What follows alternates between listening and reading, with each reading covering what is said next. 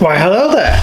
Looking for Imperial Roman Pretorian Guard for Hail Caesar from those chaps at Warlord Games? You came to the right place. So, what do you think? Hasn't started yet. No, I mean, what do you think of Praetorians? Well, then, like veterans plus veterans. Like best soldiers you can ever get in Roman Empire.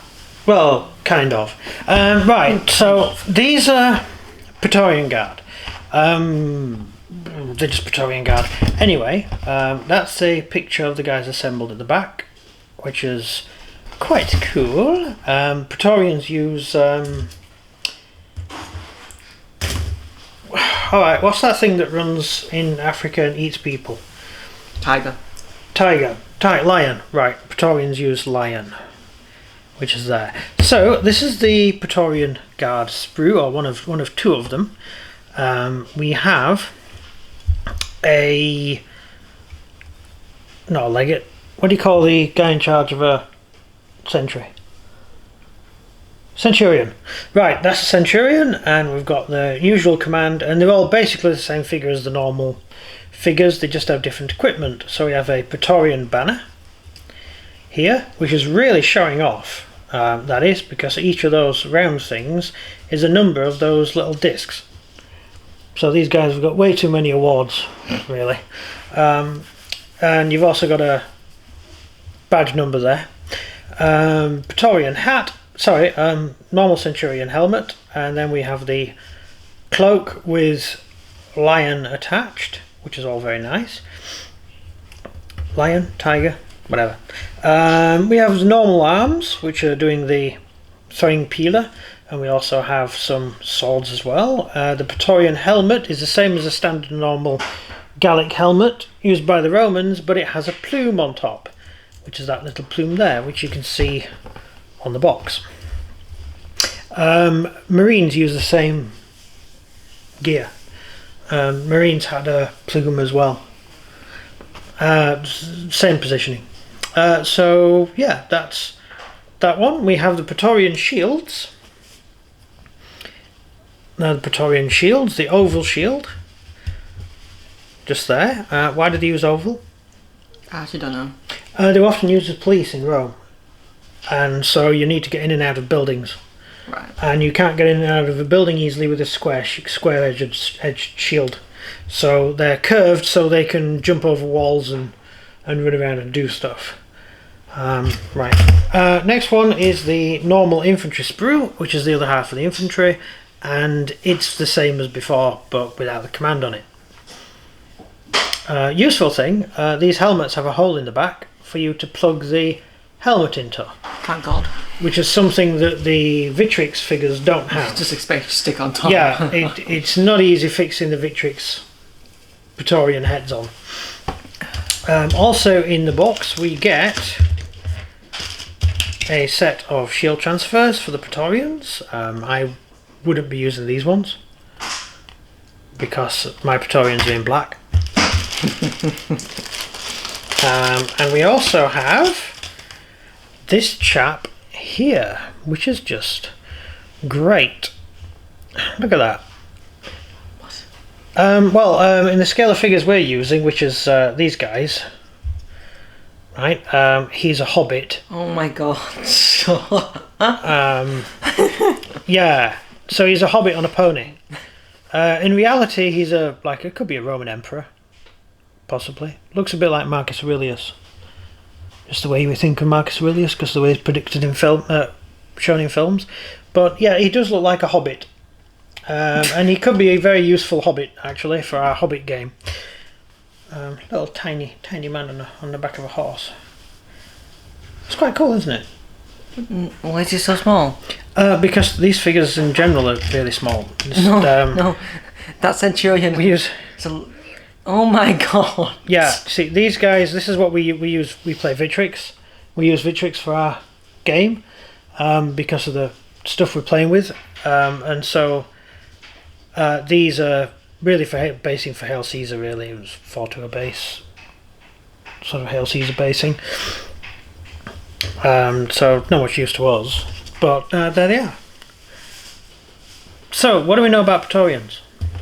They're the elite guard to the emperor. Yeah, pretty much. And they normally wear, well, in the games, they always have like masks over their faces. Yeah. In what's that film? The one where Pompeii explodes. Is it called Pompeii? Yeah, it's called Pompeii. I'm really stupid. The guys there, they're wearing hexagonal shields, which are cavalry shields.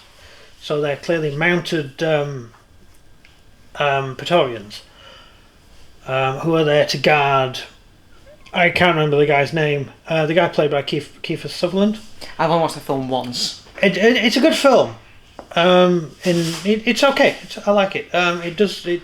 It's dodgy when it comes to show how gladiators were treated and stuff, because professional sports stars don't get. Never mind. But it's a decent film, and they had dwarves in that film as well, like this little tiny people. So they were clearly cavalry, who you saw them dismounted all the time because, for film reasons, you can't have people riding around on horseback because it's set in a city called Pompeii, which is a famous place, and that's where they filmed it. So are the Victric soldier there, yeah? Is he 28mm? I think these are actually 32mm, technically. Right.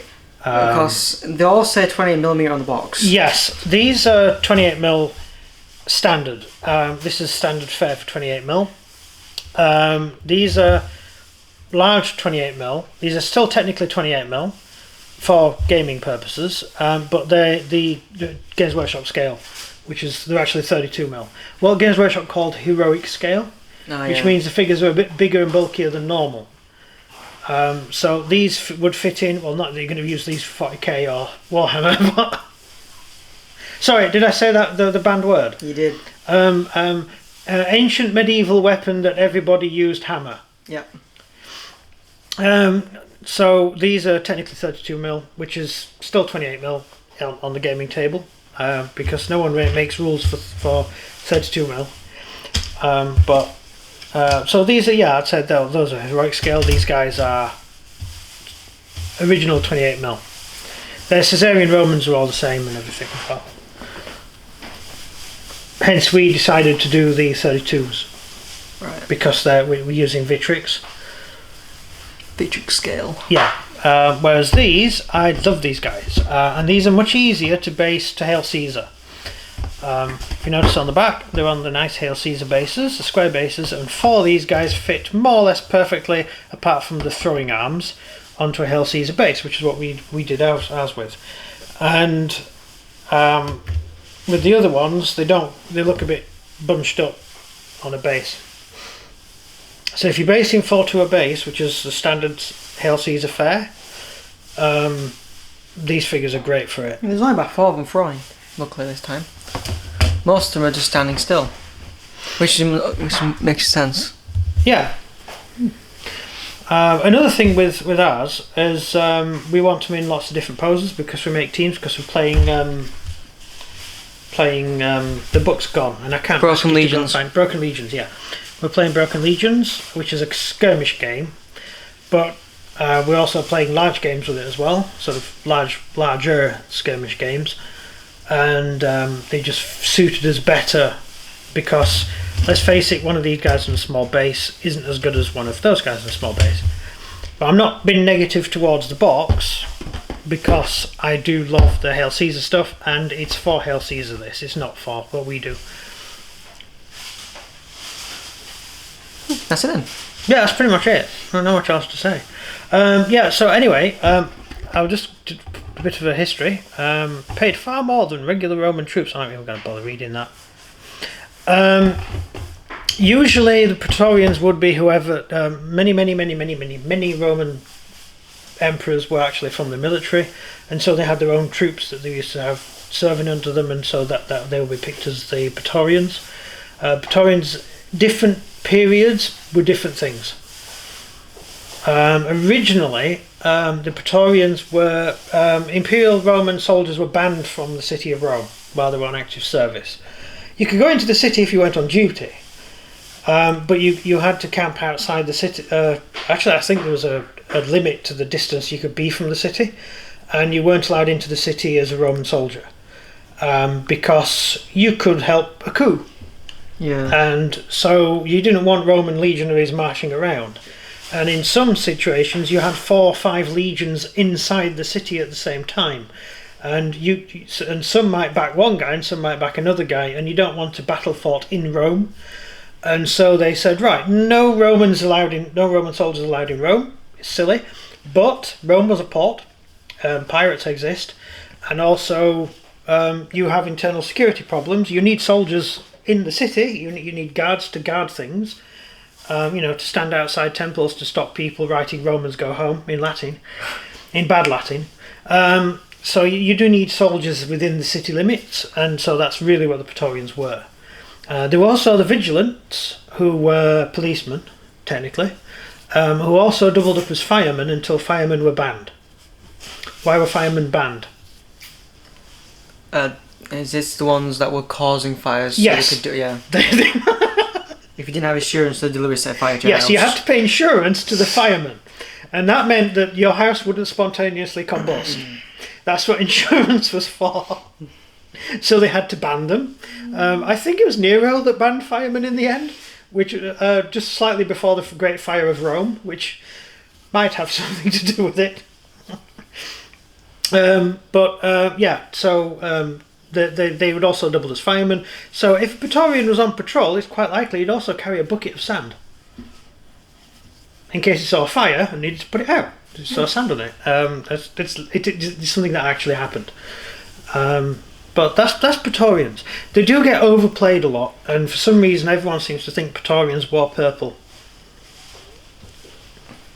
I mean, apart from how much that would cost, I mean, you could get cheap purple dye, but it used to go off when it rained. Then you just say they got paid far more. Which well, they did get paid more, but not enough to afford purple dye. Purple dye was unbelievably expensive. As I said, there were cheap knockoffs, but purple dye was so expensive. In the end, they changed the law, so only members of the royal household could buy it, because people were trying to buy it in bulk and stuff, and it was causing trouble. It's made from seashells. There's a guy in Greece who used to make it all, and he sort of cornered the market in making it, and it took like 1,000 seashells to make one drop of dye. In case anyone cares. So Praetorians tended to wear whatever uniform they wore, whatever colours they normally wore, depending on what legion they were. Right.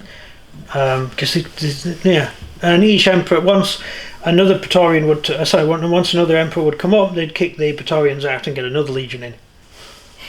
Like what happened to Nero's Praetorians were the Germans. What? Yeah. Because when Nero was murdered, they were running around killing everybody. Because they weren't going to get paid, so they killed people and started stealing stuff, and guess who they found behind a curtain? So the story goes, anyway. Claudius. Oh, yeah, Caligula. Claudius. Oh, it wasn't Nero. Sorry, it was Caligula. You're right. Nero was actually committed suicide because he thought the guys outside were not his own Praetorians. He thought they were someone else's soldiers. Terrible end. Yeah, stabbed himself with a sword. That's it. No point waffling on more. So if you enjoyed the video, please like and subscribe, and comment down below what you think of the Imperial Roman Pretorian Guard. It's goodbye from me. And goodbye from him. Goodbye.